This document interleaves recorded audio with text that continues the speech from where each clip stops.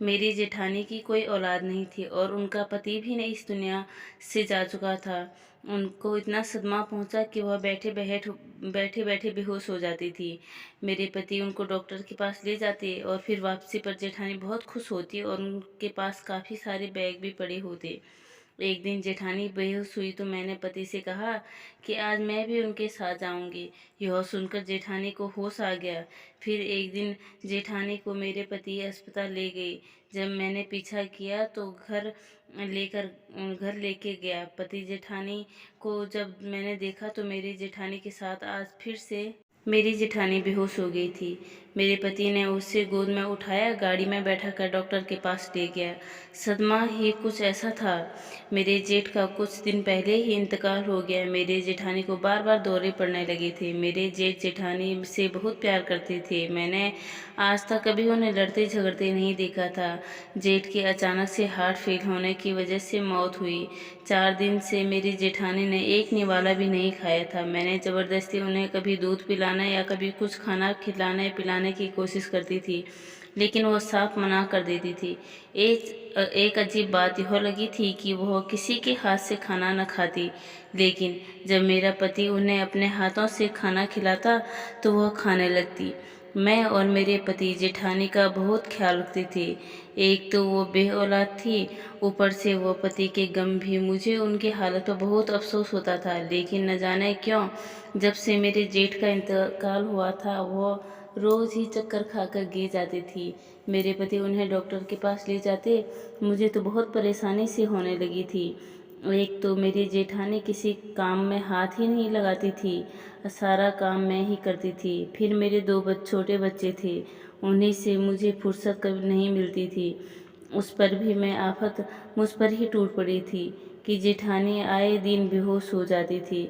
एक बात तो मुझे बहुत परेशान करने लगी कि वह यह थी कि मेरी जेठानी मेरे पति से पर्दा नहीं करती थी।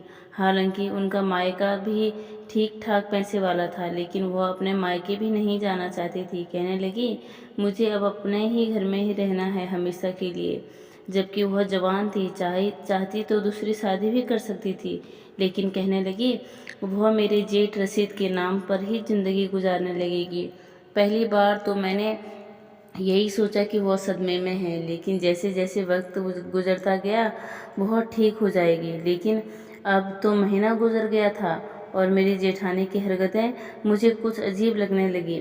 वह पूरे दिन कमरे में बंद रहती, खाना नाश्ता मैं सब उनके कमरे में ही देकर आती थी। कोई मोहल्ले की औरतें उनसे मिलने भी आती तो कमरे से नहीं निकलती और मिलने से इनकार कर देती थी। मुझे रसीद की बातें उन करके दुख होता है। यह यहाँ भी नहीं है कि वो हर वक्त रोती रहती थी, पूरा दिन नॉर्मल ही रहती थी।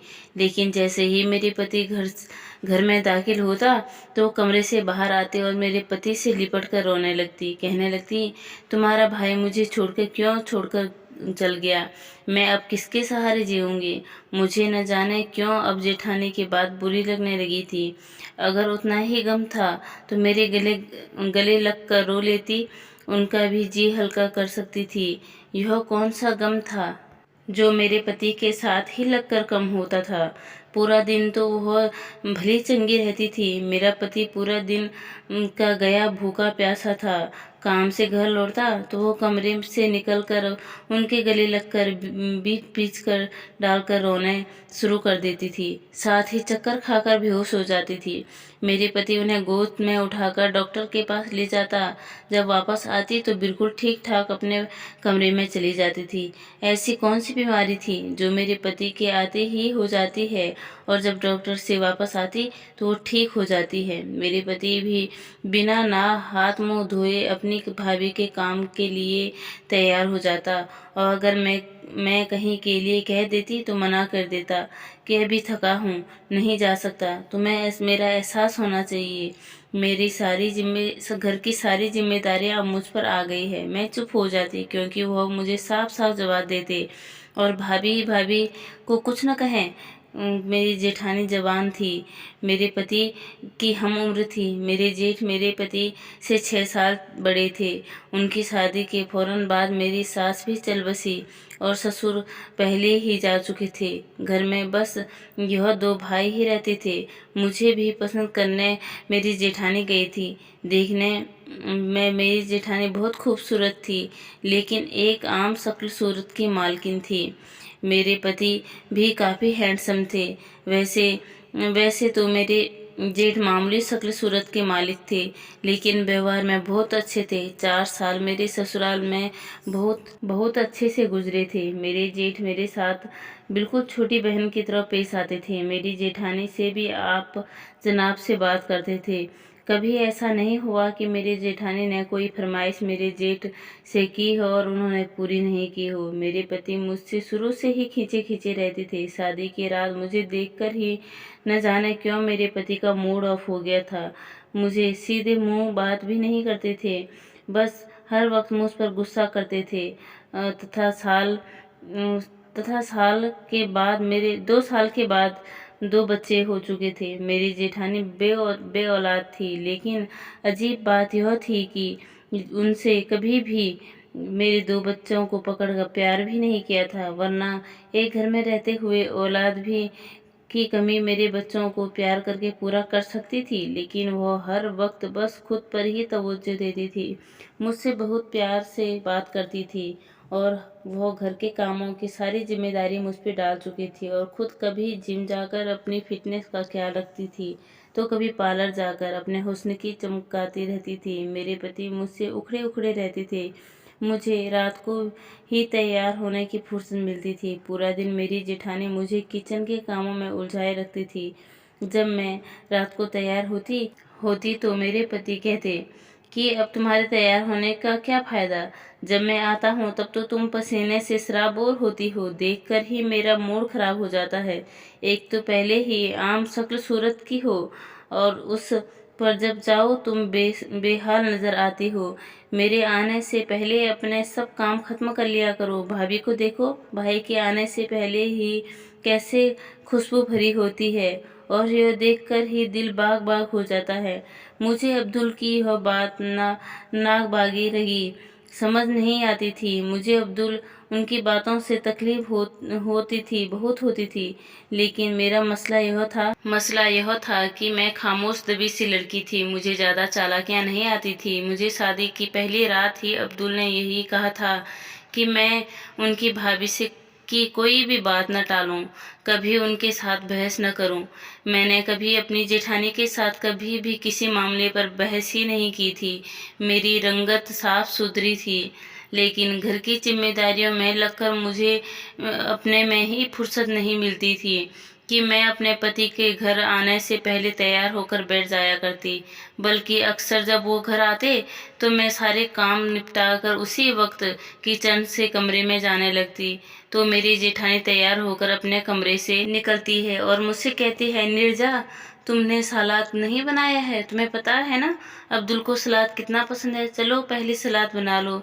कैसी बीवी हो तुम, अपने पति की पसंद नापसंद का तुम्हें पता नहीं है? मुझे देखो, रशीद के साथ साथ अब्दुल की पसंद नापसंद का मुझे अच्छी से पता है। मैं सलाद बनाने लगती, जैसे ही अब्दुल घर लौटते मेरी तभी भाभी फौरन ही घर का दरवाज़ा खोलकर मुस्कुराती, अब्दुल को सलाम करती और कहती, अब्दुल भी मुस्कुरा कर जवाब देते। यह भी कहते कि भाभी आज तो आप बहुत अच्छी लग रही है। थोड़ा बहुत मेकअप करने की तमीज़ नीरजा को भी सिखाते हैं। जब भी मैं घर आता तो किचन में ही नज़र आती है। थोड़ा सा भी इसके करीब होकर बात करो तो अदरक लहसुन और पसीने की ही बू से मेरा जी मितलाने लगता है। और अब्दुल की यह बात सुनकर मेरी जेठानी खिलखिलाकर हंसने लगती है। भाई तुम्हारी बीवी सुस्ती बहुत है, पूरा दिन घर के काम भी उससे खत्म नहीं होते।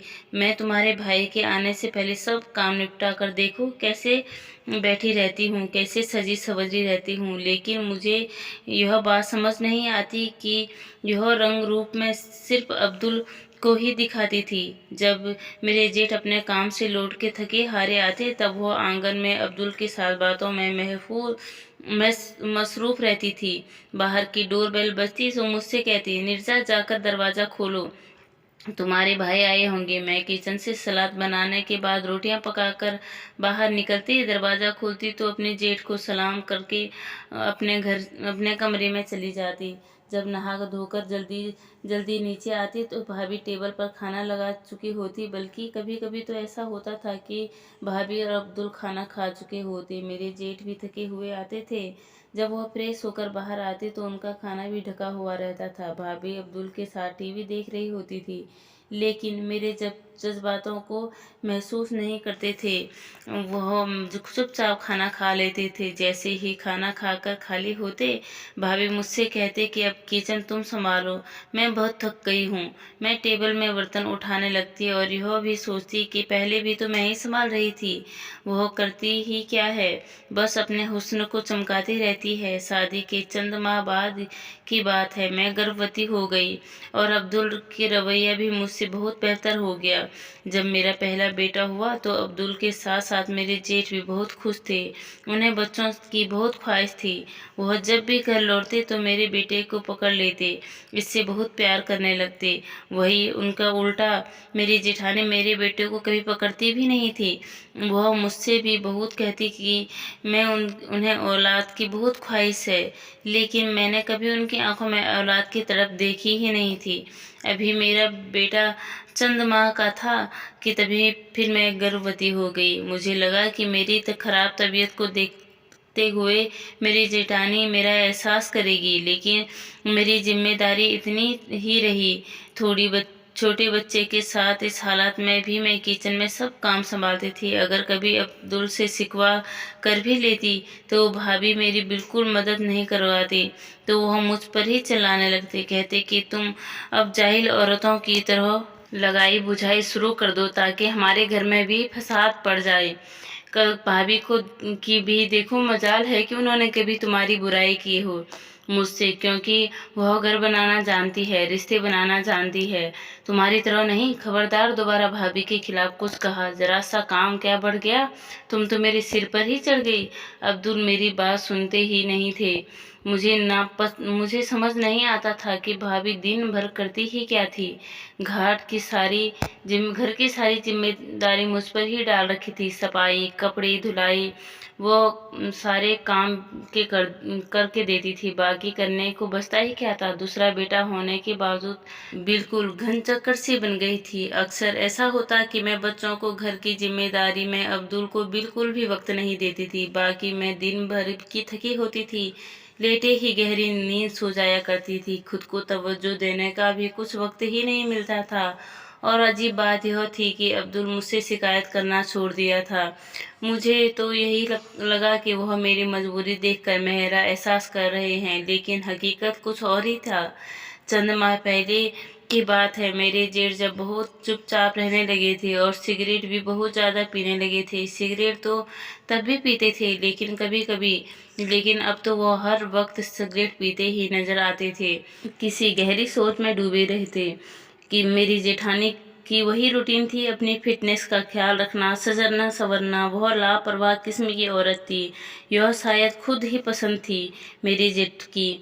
उन्हें खास परवाह नहीं थी। मेरे बच्चों का जुड़वा बच्चों वाला ही हाल था। एक बीमार होता तो दूसरा भी बीमार पड़ जाता था। एक को भूख लगती तो दूसरे को भी भूख लग जाती थी। मुझे खाना बनाने के लिए रात को उठकर किचन में जाना ही पड़ता था।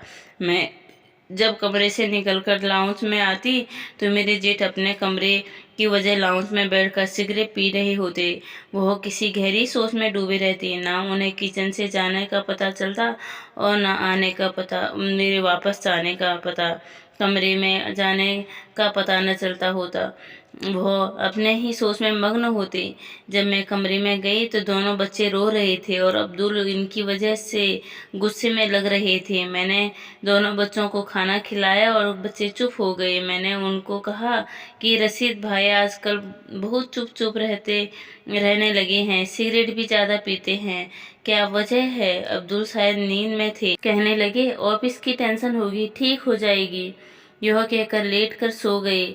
लेकिन रशीद भाई ठीक होने के बजाय अपने गम अपने सीने में छुपाए दुनिया से रुखसत हो गए थे।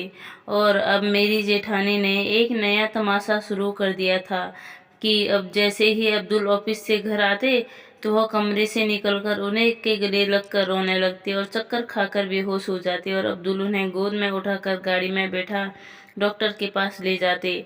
जब बाहर से आते तो जेठानी खुश नजर आती थे। मेरी तो हैरत की इंतहा उस दिन की थी जिस दिन उनकी इद्दत पूरी हो चुकी थी। शोक रंगदार जोड़ा पहनने और फुल मेकअप किए कमरे से बाहर निकली थी। फिर रोने लगी, शक्ल शक्ल बनाकर, और अब्दुल से कहने लगी, रशीद को मैं ऐसी ही अच्छी लगती थी। कहते थे तुम हमेशा सजी सवरी रहा करो, क्योंकि अब वह नहीं रहे। लोग मुझे कहाँ इस तरह से सजना संवरना करके चैन से देख पाएंगे। लोग मेरा सजना संवरा से मुझे जीने ही नहीं देंगे जैसे रशीद चाहते थे। उनकी बात सुनकर अब्दुल भी उनकी बात की तारीफ करने लगे। कहने लगे, आप रोज ऐसे ही तैयार रहा करें जैसे भाई को अच्छी लगती थी। उनकी गलत बात पर भी मेरी क्या मजाल थी कि मैं अब्दुल के आगे कुछ कह जाती। अब तो रोज तैयार होने लगी, घंटों अब्दुल से बातें करती रहती थी। मुझे अब यह देखा नहीं जा रहा था। हर दिन हर 2 घंटे बाद वह बेहोशी का ड्रामा करती, और जब दुल्हन अब्दुल के साथ वापस आती तो हाथ में शॉपिंग बैग भी होते, और अब्दुल मुझसे कहते कि भाभी का दिल बहलाने के लिए मैंने उन्हें शॉपिंग करा दी है, ताकि उन्हें ये न लगे राशिद बाई नहीं है तो उन्हें कोई पूछने वाला नहीं है। एक बार तो जो कुछ मेरी नज़रों ने देखे मेरे होश से उड़ने के लिए काफ़ी था। रात में मैं बच्चों के रोने की आवाज़ सुनकर उठी। बराबर में देखा तो बिस्तर खाली था, अब्दुल गायब थे। जब मैं फिटर बनाने के लिए कमरे से बाहर निकली तो मुझे अपनी जेठानी के हंसने की आवाज़ आ रही थी। मैं धीरे धीरे कदम उठाती हुई उनके कमरे तक पहुंचने दरवाज़ा बंद था, लेकिन खिड़की का पट खुला हुआ था। मैं मेरी आंखों से देखा, मेरे पैरों तले तो ज़मीन ही निकल गई। मैं वापस अपने कमरे में आकर रोने लगी। मैंने बच्चों को फीक दिया और सुला दिया। कुछ देर के बाद ही अब्दुल मुस्कुराते हुए कमरे में दाखिल हो गए। मैंने उनसे पूछा और कहने लगे, तुम अभी तक जाग रही हो? मैंने पूछा, आप कहाँ थे? और कहने लगे, भाभी भाई के बाद बहुत उदास हो गई। मैं पानी पीने कमरे से बाहर ही निकला तो मुझे उनके कमरे से रोने की आवाज़ आ रही थी। इसलिए मैं उनके पास चला गया और उन्हें तसल्ली दे दी। मैं थोड़ी मुस्कुराई और कहा, आपके यहाँ के भाभी को सीने से लगाकर तसल्ली दी जाती है? मेरी बात सुनकर तो वह मुझे कहने लगे, तुम छुप छुप कर मुझे देखती हो? क्या क्या समझती हो तुम मुझे?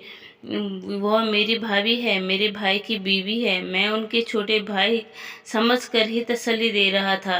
लेकिन अगर तुम मुझ पर यूं ही शक करती जाओगी तो हाँ, तब तो मैं ज़रूर उनसे शादी कर लूँगा। यह बात सुनकर तो मेरी आवाज़ ही गुम हो गई। मेरा मायका कोई पैसे वाला तो था नहीं। फिर मेरी बहन भी मेरे से छोटी थी, जो अभी शादी के लायक थी और अच्छे रिश्ते के इंतज़ार में बैठी थी। मैं अपने 2 बच्चों के साथ मायके में भी जाकर नहीं बैठ सकती थी। मैंने एक चुप्पी साध ली। मेरी जेठानी तो बेतकल्लुफ़ हो गई थी। अब तो अब्दुल के साथ बाहर खाना खाने भी चली जाती थी। वह मुझ पर हुक्म भी चलाने लगी थी। लेकिन मैं अभी कब तक यह सब दामन थामे रखती। एक दिन मैं चिल्लाने लगी। मैंने कहा, आपके अंदर शराफत नाम की चीज़ है कि नहीं?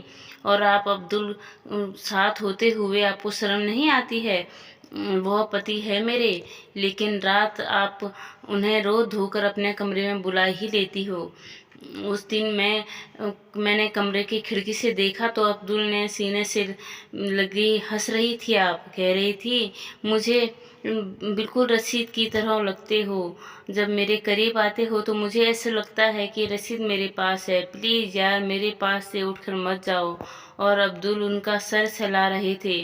कहने लगे, आप क्यों हर वक्त भाई की याद करती रहती हैं?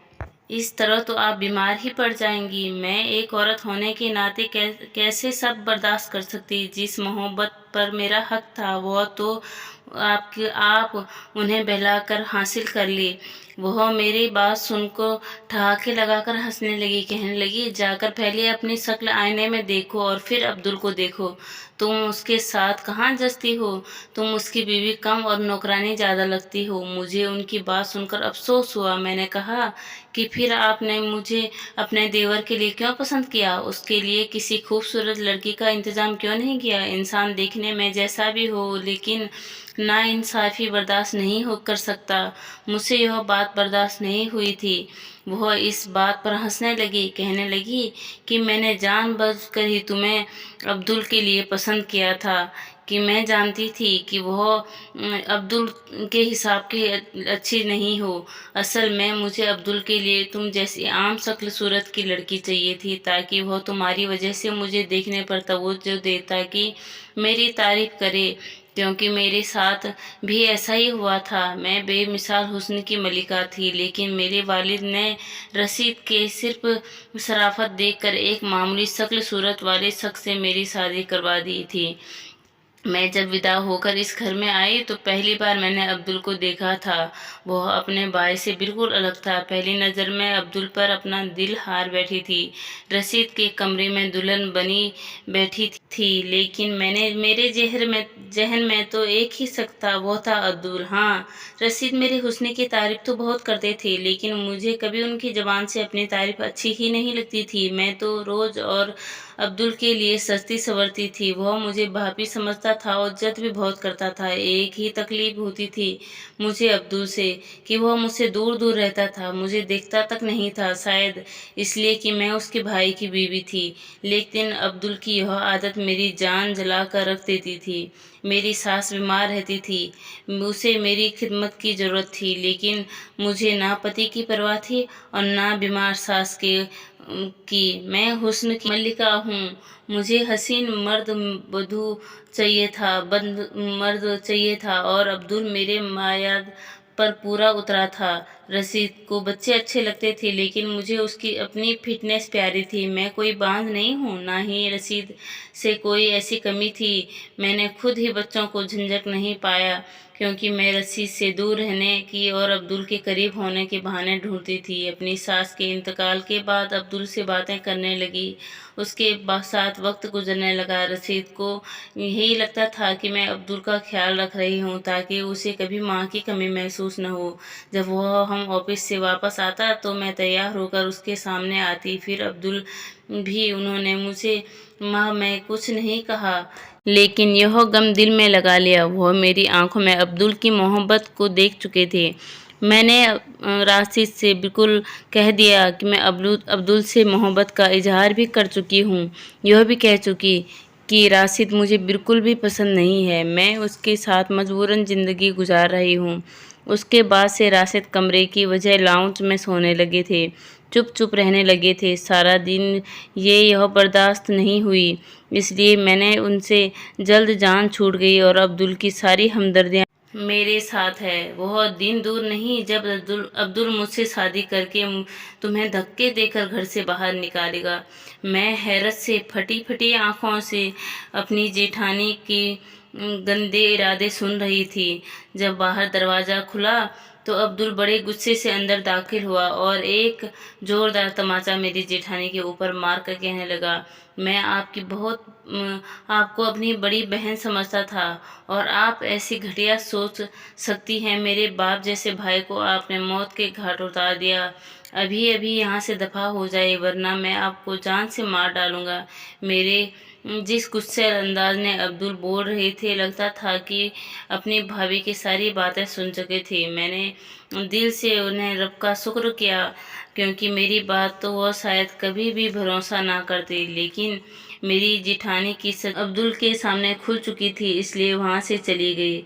अब्दुल मुझसे नज़रें झुका कर कहने लगा, मुझे माफ़ कर दो, मैंने तुम्हारे साथ अच्छा नहीं किया। रिश्तों की खूबसूरती इसी से है। जो भी रिश्ता हमें अल्लाह ने दूसरों के साथ बनाया है, उसे उसी नज़र से देखा और गुजारा जाए।